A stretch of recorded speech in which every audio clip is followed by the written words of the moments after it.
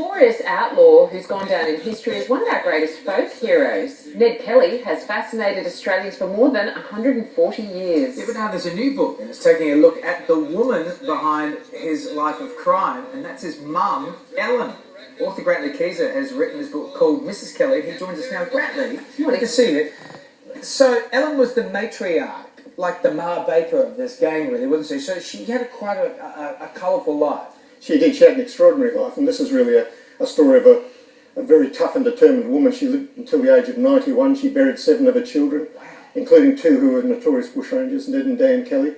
And through it all, I guess it's the story of a woman who never gave up. She just fought and fought and fought and scrapped her life right throughout her life to do the best for her children. Even though some turned to a life of crime, she did her best to keep them on the straight and narrow. Didn't always work, but at the end of her life, she was regarded as a very strong character and a good citizen in her little community.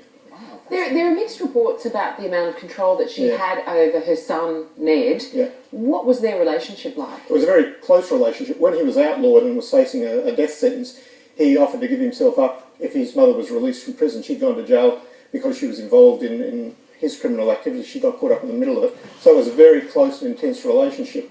And unfortunately for her, Ned Kelly went the wrong way, and some of the children went the right way. One became a high-ranking policeman, a very well-regarded policeman, but Ned Kelly went the wrong way, and she looked after him all his life, and unfortunately for him, he paid for his crimes at the end of a rope. That's extraordinary, isn't it? You know, prior to his execution, he met with his mum to discuss his fate.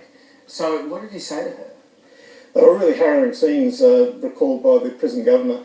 He was all shot up after the Battle of Glenrowan when he came out in the suit of iron. The police shot his legs out from underneath him, and he was brought down to Melbourne jail. He wasn't expected to live. The last rites were administered to him, and his mother was brought in to visit him, and the scenes are really, really harrowing of her crying over him. She knows that even if he's brought back to health by the medical staff at the prison, they're only making him well again so that they can put him on the gallows and hang him.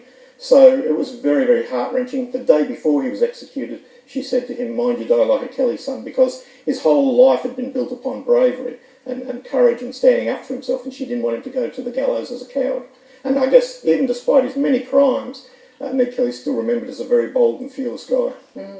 Despite her, associations, her criminal associations and time in prison, Ned Kelly's mother did manage to turn her reputation around. As you mentioned, she was quite, considered a woman standing in the community. So how did she do that? Well, after the Kelly outbreak and the bank robberies and the killing of the police, after that occurred and Ned Kelly was executed, she went back to her little community, and it was a real hotbed of crime and angst against the police. He had a lot of relatives and a lot of sympathisers who were furious about the way that Ned had been treated in his execution. They shut up the local police station, and there was real fears that there was going to be another gang and another uprising, and she was called in by the police to tone the situation down. They said to her, "Look, there can be more bloodshed here, or you can do something about this and stop these young guys paying for their crimes with their lives." So she went to these young hotheads and told them to put their guns away, and she was always regarded with a great deal of respect by the police for doing that and toning the situation down. It's extraordinary that she lived till how old? 91? She was 91. And that period of time, that's a really rare thing. It gives an indication of just how tough she was. She had 12 children. She buried 7 of them. So it just gives you an indication of what a tough and determined woman she was. And the real hook for me to write the book was when I saw a photograph of her sitting in a motor car in 1923, not long before she died. And it just showed that this woman had lived an extraordinary life from the days of the convicts. Her husband was a convict, and she'd seen the convict ships coming to Australia until the days of the bushrangers, and then further on to the days of motor cars and aeroplanes. She lived a very long and very fascinating life. It is fascinating. Grantlee, thank you so much for coming in here. And for more information on the book, Mrs. Kelly, you can head to harpercollins.com.au. Good luck with that book. Fascinating story. There's still plenty more.